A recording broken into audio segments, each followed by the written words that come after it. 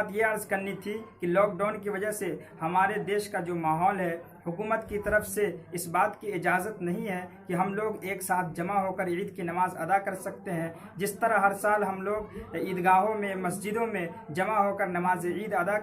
ادا کرتے تھے اور ایک دوسرے کے ساتھ اپنی خوشیاں مناتے تھے، اس سال اس ماحول کی وجہ سے یہ چیز ہم نہیں کر سکتے ہیں۔ تو اس میں بہت سارے لوگوں کے ذہن میں یہ سوال پیدا ہوتا ہے، لوگ کنفیوژن میں ہیں، لوگ تذبذب کے شکار ہیں کہ وہ کس طرح عید کی نماز ادا کریں گے اور ایسے ماحول میں وہ کیسے عید منائیں گے۔ تو ان لوگوں کو گھبرانے کی ضرورت نہیں ہے۔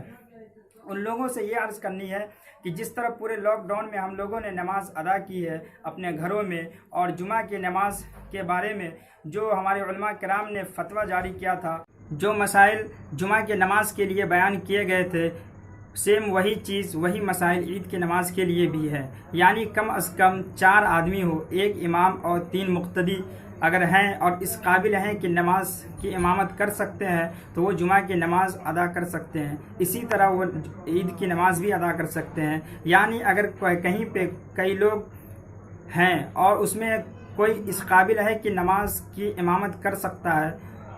اور اس کے علاوہ 1 امام کے علاوہ 3 مقتدی ہیں تو وہ عید کی نماز ادا کر سکتے ہیں۔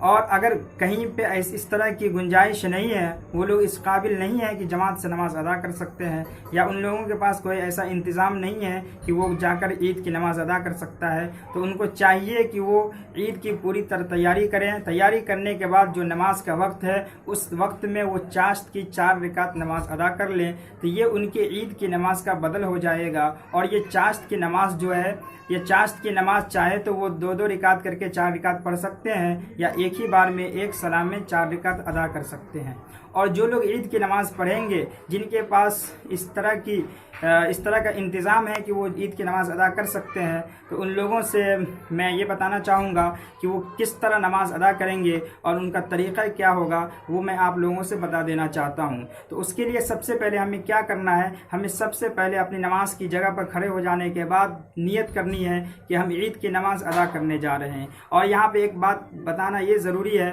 کہ نیت زبان سے ضروری نہیں ہوتا ہے، نیت اصل میں دل کے ارادے کا نام نیت ہے۔ اگر ہمارے دل میں یہ ارادہ ہے کہ ہم نماز عید الفطر ادا کرنے جا رہے ہیں تو ہمیں نیت زبان سے کرنے کی ضرورت نہیں ہے۔ پھر بھی کچھ لوگوں کی یہ خواہش ہوتی ہے کہ وہ نیت اپنی زبان سے ادا کرے، تو ان لوگوں کے لیے میں عرض کرنا چاہتا ہوں کہ وہ اس طرح نیت کر سکتے ہیں۔ کھڑے ہونے کے بعد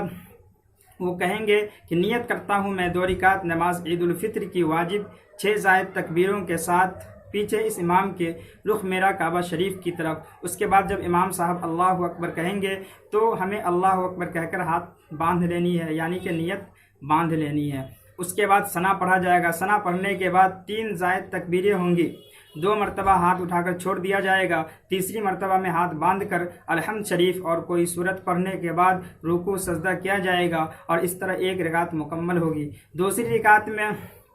سجدہ سے اٹھنے کے بعد سورہ فاتحہ اور کوئی سورت پڑھی جائے گی۔ اس کے بعد 3 زائد تکبیریں ہوں گی، تینوں بار ہاتھ اٹھا کر چھوڑ دیا جائے گا، اور چوتھی تکبیر کہتے ہوئے رکوع